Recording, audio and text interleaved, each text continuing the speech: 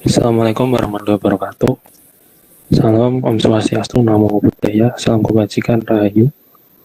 Selamat malam semuanya. Pada malam hari yang cerah ini, kami dari tim video opini kelompok Mandalika atau kelompok 13 akan menyampaikan pendapat-pendapat atau opini-opini kami mengenai lingkungan hidup. Nah, ada 10 topik terkait lingkungan hidup yang akan kami bahas. Dimulai dari topik pertama, yaitu pengertian lingkungan hidup yang akan dibahas oleh teman saya, Syauki dan Lupnaya.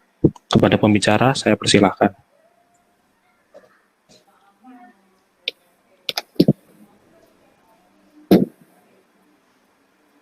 Nah, teman-teman, pasti kalian sudah nggak asing kan dengan lingkungan hidup. Lalu apa sih definisi lingkungan hidup itu?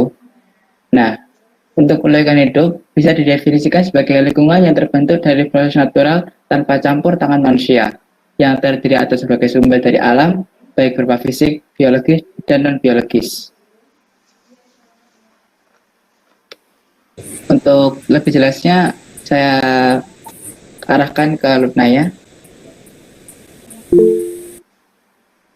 Oke, buat tambahan dari saya, lingkungan hidup merupakan kesatuan ruang dengan semua benda, daya, keadaan, dan makhluk hidup, termasuk manusia dan perilakunya yang mempengaruhi kelangsungan perkehidupan manusia dan kesejahteraan manusia serta makhluk hidup lainnya. Oke, terima kasih kepada pembicara yang topik selanjutnya yaitu mengenai jenis lingkungan hidup yang akan disampaikan oleh teman saya, Niken dan Laili. Kepada pembicara, saya persilahkan. Oke, terima kasih atas kesempatan yang telah diberikan. Teman-teman, kali ini aku dan juga Laili akan menjelaskan tentang topik pembahasan yang kedua, yaitu jenis lingkungan hidup. Teman-teman, sebelumnya tahu nggak sih ada berapa jenis lingkungan hidup? Ada yang bisa jawab nggak? Izin menjawabnya, Kak. Iya. Ya, jadi ada 4 jenis lingkungan hidup. Yang pertama biotik, yang kedua abiotik, yang ketiga alami, dan yang keempat buatan gen. Gitu. Oke, terima kasih ya. Betul banget nih teman-teman. Jadi yang pertama itu ada biotik. Aku mau jelasin tentang biotik dulu ya. Jadi menurut buku siswa ilmu pengetahuan alam, lingkungan hidup biotik merupakan suatu komponen yang terdiri dari makhluk hidup nih, dan makhluk hidup tersebut sebagai pengisi suatu ekosistem. Nah, ternyata semua organisme merupakan komponen biotik, dan di dalam ekosistem komponen biotik dikelompokkan berdasarkan fungsinya nih teman-teman, yaitu yang pertama ada produsen. Biasanya nih produsen ciri-cirinya itu memiliki klorofil dan juga berfotosintesis. Lalu yang kedua konsumen. Biasanya nih konsumen itu hewan seperti herbivora, karnivora, dan juga omnivora. Dan yang terakhir yaitu ada decomposer atau biasa disebut dengan pengurai. Itu ada bakteri, cacing, ganggang, dan juga jamur. Nah, contoh-contoh dari lingkungan hidup biotik meliputi semua makhluk hidup seperti hewan, tumbuhan, mikroorganisme, dan juga manusia. Selanjutnya, aku akan menjelaskan tentang abiotik. Abiotik itu adalah sebuah istilah yang seringkali digunakan untuk menyebut sesuatu yang tidak hidup atau biasanya itu benda-benda mati. Nah, abiotik ini memiliki manfaat atau pengaruh yang sangat besar bagi kehidupan seluruh makhluk hidup. Contohnya seperti apa? Seperti air, angin, cahaya matahari, derajat keasaman, garam, kelembapan udara, suhu, tanah, topografi, dan juga iklim. Dan di dalam suatu lingkungan hidup, terjadilah interaksi antara lingkungan hidup abiotik dan juga lingkungan hidup biotik dan juga sebaliknya. Untuk yang lingkungan hidup alami dan juga buatan akan dijelaskan oleh teman aku, yaitu Laili. Aku akan menjelaskan yang ketiga ya, jenis lingkungan hidup, yaitu lingkungan hidup alamiah. Lingkungan hidup alamiah adalah lingkungan hidup yang terbentuk karena proses alam, dan di dalamnya terdapat unsur abiotik, unsur biotik yang telah dijelaskan Niken tadi, lalu organisme kecil serta perpaduan segala kondisi yang bekerja secara dinamis atau berubah-ubah. Lingkungan hidup terbentuk tanpa campur tangan manusia. Selanjutnya aku akan menjelaskan apa aja sih ciri-ciri lingkungan hidup. Yang pertama, lingkungan hidup alamiah. Yang pertama, lingkungan hidup alam merupakan suatu ekologi atau ekosistem yang berfungsi sebagai sistem alam tanpa campur tangan manusia, termasuk vegetasi, tanah, batuan, jadi di dalam batas-batas dan sifatnya. Ciri-ciri yang kedua yaitu lingkungan alam merupakan sumber daya alam semesta dan fenomena fisik yang tidak memiliki batas yang jelas seperti udara, air, dan iklim. Selanjutnya contoh-contoh dari lingkungan hidup alami yaitu ada dua jenis. Yang pertama, jenis lingkungan hidup di air meliputi danau, laut, rawa, dan sungai. Yang kedua, lingkungan hidup di darat meliputi bukit, padang rumput, hutan, dan lembah. Untuk jenis yang keempat, yaitu lingkungan hidup buatan. Lingkungan hidup buatan adalah lingkungan hidup alamiah yang sudah didominasi oleh kebutuhan manusia. Lingkungan hidup buatan dapat terbentuk antara lain karena jumlah penduduk dan kebutuhan hidup manusia yang semakin meningkat, sehingga memaksa manusia mengubah lingkungan hidup alamiah. Ciri-ciri lingkungan hidup buatan yang pertama, ekosistem memerlukan intervensi manusia, yang artinya ekosistem buatan tidak mandiri dan ekosistem akan musnah tanpa bantuan manusia. Yang kedua, keanekaragaman hayati yang rendah. Lalu yang ketiga, bersifat pragmatis, yaitu lebih mementingkan nilai kepraktisan daripada kegunaannya. Yang keempat, manusia lebih produktif. Yang kelima, ketergantungan hidup buatan bergantung pada hukum alam semesta. Manusia hanyalah seorang penemu tapi bukan pembuat hukum alam. Berikutnya ada beberapa contoh dari lingkungan hidup buatan. Yang pertama, lahan pertanian. Yang kedua, taman. Yang ketiga, kota. Yang keempat, bendungan. Yang kelima, akuarium. Yang keenam, kota modern. Dan yang ketujuh, budidaya tanaman tanpa tanah dan sinar matahari. Terima kasih atas waktunya. Oke, terima kasih kepada Niken dan Laili. Selanjutnya, topik selanjutnya yaitu contoh lingkungan hidup yang akan disampaikan oleh teman-teman saya, Radit dan Martina. Kepada kedua pembicara, saya persilahkan. Oke, baik teman-teman semua. Di sini saya akan menjelaskan beberapa contoh lingkungan hidup. Contoh lingkungan hidup di sini ada 4. Yang pertama adalah lingkungan hidup biotik, lingkungan hidup abiotik, lingkungan hidup alami, dan yang keempat adalah lingkungan hidup buatan. Yang pertama adalah lingkungan hidup abiotik. Lingkungan hidup abiotik adalah semua lingkungan yang terdiri dari komponen-komponen makhluk hidup di permukaan bumi. Contohnya, manusia, hewan, dan tumbuhan. Yang kedua adalah lingkungan hidup abiotik. Lingkungan hidup abiotik adalah semua benda mati di permukaan bumi yang bermanfaat bagi kehidupan manusia dan makhluk lainnya. Contohnya, tanah, air, udara, dan sinar matahari. Terima kasih. Contoh selanjutnya akan dibawakan oleh teman saya. Baik, terima kasih atas waktunya. Nah, tadi telah dijelasin oleh teman-teman apa itu yang contoh-contohnya juga di sini juga ada abiotik, ada alami, dan ada buatan. Nah, ini saya jelaskan dengan perspektif geografi ya teman-teman. Jadi untuk yang alami dulu nih. Tadi sudah disebutin, tapi tidak ada salahnya kita sebutin lagi menurut opini saya, karena ini adalah video berbasis dengan opini. Menurut opini saya, itu kalau lingkungan hidup alamiah, itu lingkungan hidup yang tersusun atas biotik, abiotik, dan itu merupakan suatu hasil atau proses dari suatu dinamika alam itu sendiri.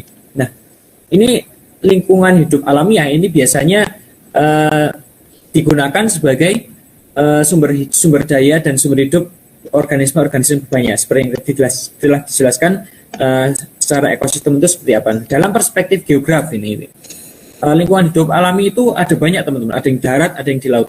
Yang di darat itu ada contohnya ada gunung, ada bukit, ada lipatan dan lain morfologi lain. Terus yang di air perairan itu ada danau, ada pantai, ada lautan, ada muara dan lain sebagainya. Nah, yang kedua, ada lingkungan buatan. Lingkungan buatan ini berbeda dengan lingkungan alami, di mana lingkungan alami tidak ada campur tangan manusia di dalamnya. Namun yang lingkungan hidup buatan ini lingkungan yang secara artifisial digunakan dan dibuat dengan menggunakan teknologi manusia, baik itu teknologi yang mutakhir maupun menggunakan teknologi yang sederhana.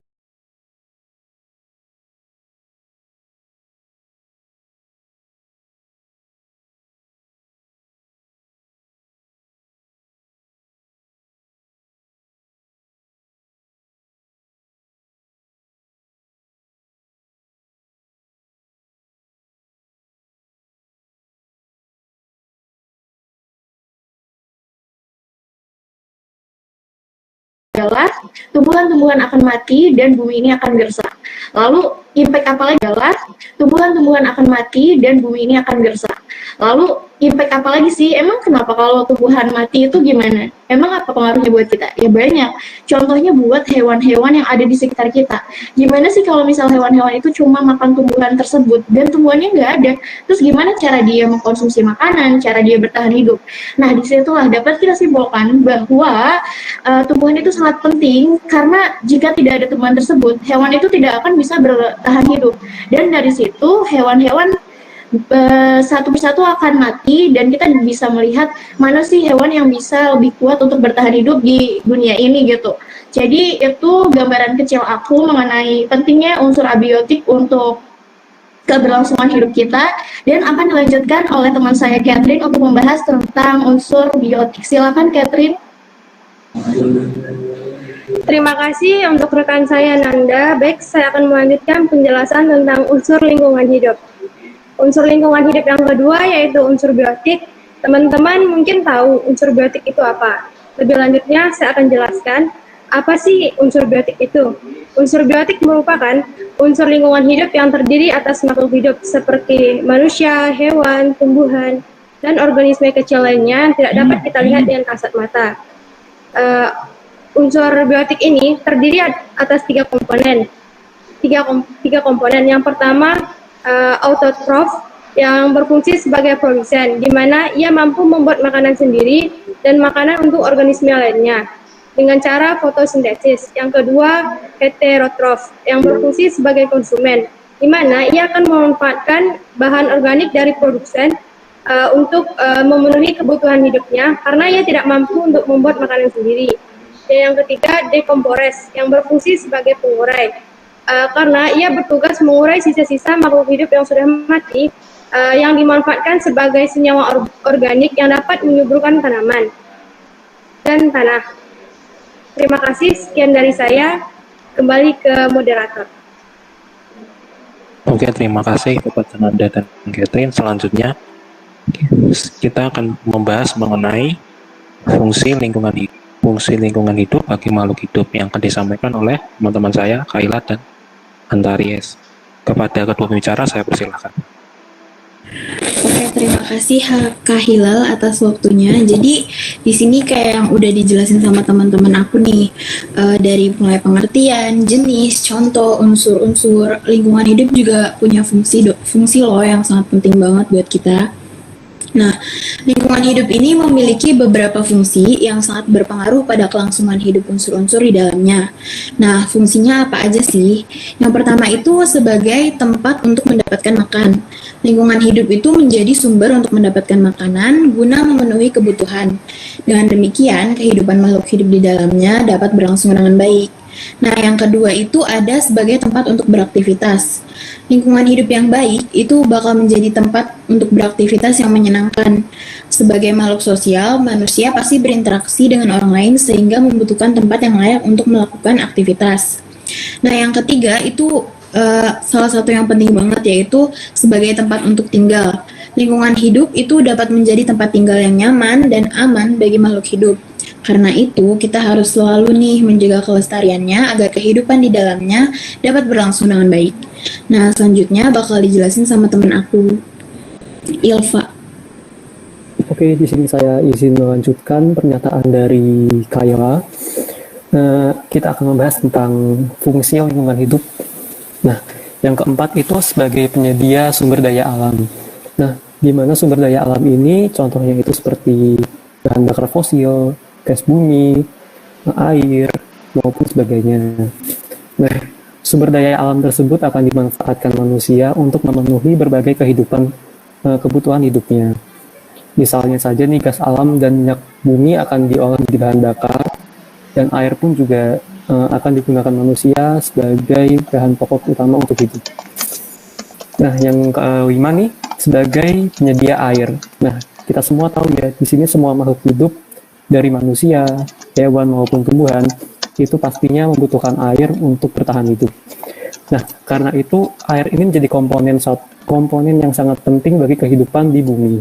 Nah, jika kita kekurangan air, maka dampaknya ya pasti nanti akan dehidrasi dan akibatnya misalkan fatal nih, makhluk hidup bisa akan lemas, sakit, bahkan mati.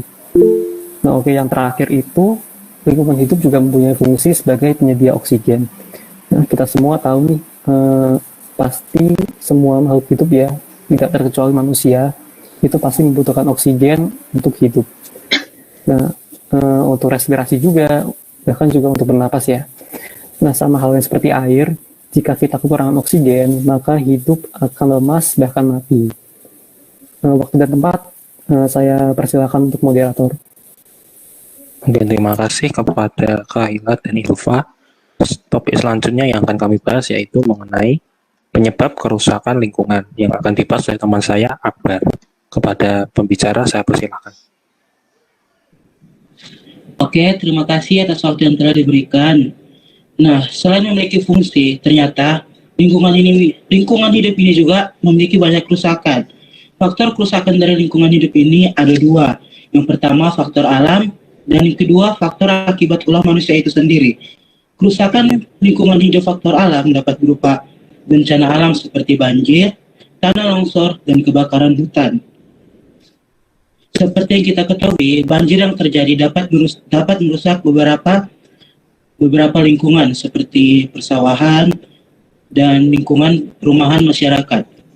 Selain itu juga, tanah longsor yang terjadi dapat membuat rumah-rumah warga rusak dan tertimbun oleh tanah. Nah, selain itu juga terdapat beberapa faktor dari ulah manusia itu sendiri, seperti pembakaran hutan secara liar, pembuangan sampah sembarangan.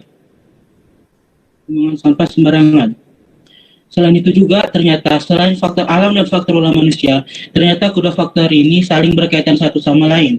Karena terkadang ada ulah manusia yang dapat menyebabkan terjadinya kerusakan lingkungan hidup, seperti membuang sampah sembarangan dapat menyebabkan banjir, dan penebangan hutan secara liar dapat menyebabkan hutan gundul, dan juga pembakaran sampah dapat membuat polusi udara yang banyak dan juga bisa menimbulkan kebakaran hutan yang terjadi. Sekian dari saya, kembali ke moderator. Oke, terima kasih Akbar. Selanjutnya, kami akan membahas mengenai cara menjaga dan melestarikan lingkungan hidup yang akan disampaikan oleh saya sendiri, Hilal, dan teman saya, Elisa. Oke, mulai dari saya terlebih dahulu. Jadi teman-teman, cara untuk menjaga lingkungan hidup dapat dimulai dari tingkat atas atau tingkat pemerintahan. Yang pertama yaitu dengan membuat kebijakan-kebijakan yang pro atau peduli terhadap lingkungan hidup. Sebagai contoh, kita dapat menerapkan program emisi zero karbon atau net zero ya teman-teman. Atau dapat juga dengan menggalakkan pengembangan energi ramah lingkungan seperti tenaga surya, tenaga biogas ataupun tenaga air. Tentunya kita dapat membuat peraturan juga untuk menjaga pohon atau hutan seperti dengan menghukum pemburu liar dan mencegah perusahaan-perusahaan yang akan menebang dan menghabisi hutan, karena hutan itu penting buat lingkungan kita, teman-teman. Oke, sekian dari saya, akan dilanjutkan oleh teman saya, Elisa. Oke, saya akan melanjutkan pembahasannya. Cara mengatasinya selanjutnya itu dengan menggunakan produk daur ulang. Salah satu bentuk strategis pengelolaan sampah padat yang terdiri atas kegiatan pemilahan, pengumpulan, pemprosesan, pendistribusian, dan juga pembuatan produk atau material yang bekas pakai, serta komponen utama di dalam manajemen sampah modern, dan bagian ketiga pada proses hierarki sampah 4R. Nah, selanjutnya itu dengan cara tidak membakar sampah. Membakar sampah dapat melepaskan gas-gas yang menyebabkan kerusakan ozon, mengatur jumlah atau porsi sinar ultraviolet yang masuk ke permukaan bumi. Yang selanjutnya, tidak membuang sampah di sungai. Membuang sampah di sungai dapat mengakibatkan aliran air yang dapat di sungai menjadi terhambat dan menjadi tercemar. Oke, terima kasih. Oke, terima kasih Elisa. Topik selanjutnya yang akan kami bahas yaitu alasan kita harus menjaga dan melestarikan lingkungan sekitar kita, yang akan disampaikan oleh teman saya Cynthia dan Yeni. Kepada kedua pembicara saya persilakan. Oke, terima kasih buat Hilal dan Elisa. Kali ini aku akan membahas materi selanjutnya, yaitu mengapa kita harus menjaga dan melestarikan lingkungan di sekitar kita. Emang penting ya menjaga dan melestarikan lingkungan itu? Tentu saja sangat penting ya teman-teman. Menjaga dan melestarikan lingkungan merupakan sikap dan tindakan yang selalu berupaya mencegah kerusakan pada lingkungan alam di sekitarnya, serta mengembangkan upaya-upaya untuk memperbaiki kerusakan alam di sekitarnya, serta mengembangkan dan menjaga kebersihan lingkungan, sebab menjaga kebersihan lingkungan sangatlah berguna untuk kita semua dan dapat menciptakan kehidupan yang aman, bersih, sejuk, dan sehat. Pelestarian lingkungan juga sangat penting dalam menyelamatkan dan membantu hewan dan tanaman. Karena itu, semua bergantung satu sama lain untuk bertahan hidup. Pohon mengubah karbon dioksida yang dihasilkan menjadi oksigen, sehingga membantu kita untuk bernafas. Lingkungan yang kita tinggali, yaitu bumi, harus dijaga kelestariannya. Hal ini merupakan kewajiban semua manusia yang tinggal di bumi. Sebab dari lingkungan yang kita tinggali, kita bisa memenuhi segala kebutuhan sehari-hari. Jika manusia hanya memanfaatkannya tanpa melestarikan, maka lingkungan bisa menjadi rusak.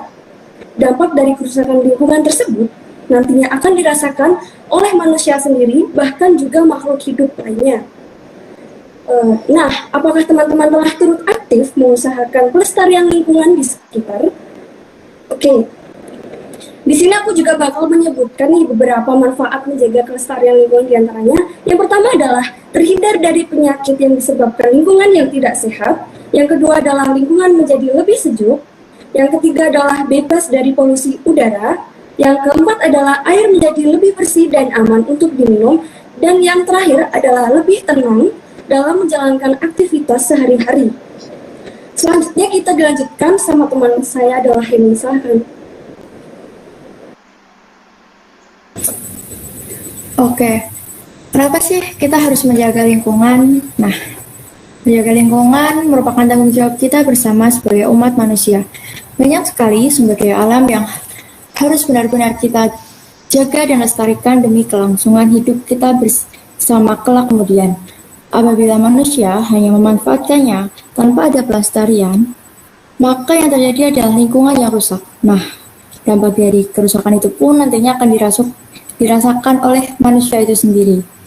Dengan menjaga alam juga akan menguntungkan kita sebagai manusia karena kita akan terbebas dari penyakit yang mungkin saja timbul nantinya akibat kerusakan atau pencemaran lingkungan tadi.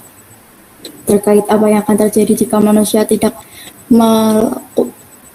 memelihara lingkungan akan dijelaskan oleh Putri dan Amara. Selanjutnya saya kembalikan ke moderator. Oke, terima kasih Cynthia dan Heni. Selanjutnya kami akan membahas mengenai apa yang akan terjadi jika manusia tidak melihara lingkungan hidup, yang akan disampaikan oleh teman saya, Putri dan Amara. Kepada kedua pembicara, saya persilahkan. Baik, terima kasih moderator atas waktunya. Di sini saya dan juga rekan saya Amara Syifa akan menjelaskan mengenai apa yang akan terjadi jika kita tidak menjaga kondisi lingkungan atau dampak yang akan terjadi. Yang pertama itu adanya bencana alam. Peluang terjadinya bencana alam akibat kelalaian manusia karena tidak merawat lingkungannya. Misalnya bencana yang akan terjadi itu seperti banjir, tanah longsor, serta pencemaran tanah. Yang kedua itu pencemaran lingkungan. Kondisi yang kotor dapat mengakibatkan lingkungan menjadi tercemar. Pencemaran lingkungan ini akan berpotensi meracuni makhluk hidup yang ada di dalamnya. Kemudian dampak yang ketiga itu kerusakan lingkungan. Menjaga kelestarian lingkungan pada intinya adalah menjaga lingkungan agar tetap dalam kondisi baik. Ketika lingkungan tidak dijaga dengan baik, maka kerusakan lingkungan otomatis akan terjadi. Baik, penjelasan selanjutnya akan dijelaskan oleh rekan saya, Amara Syifa. Terima kasih. Oke, makasih Putri. Aku akan melanjutkan pemaparan yang disampaikan sama Putri. Yang selanjutnya atau yang nomor 4 adalah timbulnya berbagai penyakit. Teman-teman, kita semua tahu bahwa lingkungan yang kotor dapat memicu adanya sarang kuman dan juga virus yang nantinya juga dapat menimbulkan penyakit bagi manusia maupun makhluk hidup lainnya. Dan yang terakhir adalah persediaan sumber daya alam yang semakin berkurang. Nah, kita semua juga tahu ya bahwa kebiasaan kita sehari-hari itu terkadang terjadi tanpa kita sadari. Nah, misalnya adanya air yang sekarang ini persediaannya semakin langka karena adanya ulah manusia yang seringkali menebang pohon secara liar di hutan. Hal ini terjadi karena manusia tidak tahu bahwa sebenarnya hutan itu sebagai penyimpan cadangan air tanah. Nah, satu hal yang perlu kita sadari bahwa sebenarnya lingkungan hidup itu bukan hanya tempat untuk kita tinggal, tapi juga tempat kita memenuhi kebutuhan hidup kita. Bukan hanya untuk makan dan juga minum, tapi juga untuk memenuhi kebutuhan hidup kita yang lainnya. Jadi akan ada banyak sekali akibat jika kita tidak dapat merawat lingkungan kita dengan baik. Akibatnya tersebut bukan hanya dirasakan oleh manusia, tetapi juga makhluk hidup yang lainnya, baik hewan dan juga tumbuhan. Sekian dari aku sama Putri, kembali ke moderator. Oke, terima kasih Putri dan Amara. Topik terakhir yang akan kami bahas yaitu mengenai kewajiban manusia terhadap lingkungan hidup yang akan disampaikan oleh teman saya Sharon. Kepada pembicara saya persilahkan. Oke, terima kasih untuk Hilal dan teman-teman semuanya yang sudah menjelaskan tentang lingkungan hidup. Nah, apa sih hal yang gak kalah penting nih agar tidak terjadinya pencemaran, tidak perlunya kita merasakan akibat-akibat dari pencemaran tersebut, dan apa sih yang bisa membuat kita tuh menjaga lingkungan hidup kita? Yang pertama harus ada kesadaran dalam diri kita tentang kewajiban kita terhadap lingkungan hidup kita. Harus ada kesadaran untuk menjaga, tidak merusak, dan melestarikan lingkungan hidup kita. Nah, apa saja sih kewajiban kita untuk menjaga lingkungan hidup kita? Yang pertama itu dengan hal yang paling mudah dan memang sering dianggap remeh oleh orang-orang, yaitu membuang sampah pada tempatnya. Hal yang benar-benar gampang untuk dilakukan, tapi seringkali kita itu menganggap membuang sampah pada tempatnya itu adalah hal yang bukan suatu kepentingan gitu loh. Masih sering untuk membuang sampah sembarangan, padahal sampah-sampah yang menimbun itu akan menghasilkan zat-zat yang memang tidak baik untuk lingkungan.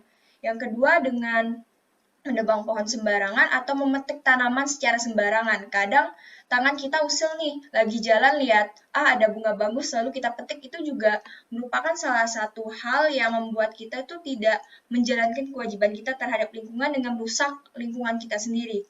Yang ketiga, kita juga bisa menjalankan kewajiban kita dengan mengurangi hal-hal yang menyebabkan polusi seperti polusi udara, polusi air, dan polusi tanah dengan mengurangi penggunaan kendaraan bermotor, menggunakan listrik secara hemat, dan juga mungkin tidak membuang sampah di sungai, jadi tidak terjadi pencemaran pada lingkungan. Baik, sekian dari saya kembali kepada moderator. Oke, terima kasih Sharon.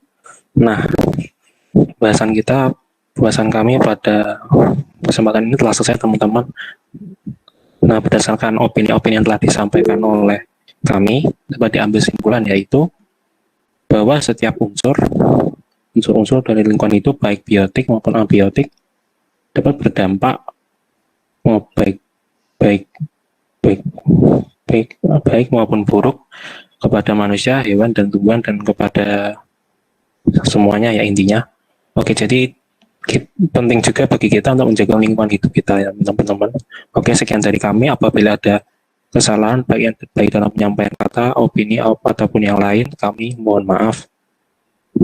Selamat malam, terima kasih. Wassalamualaikum warahmatullahi wabarakatuh.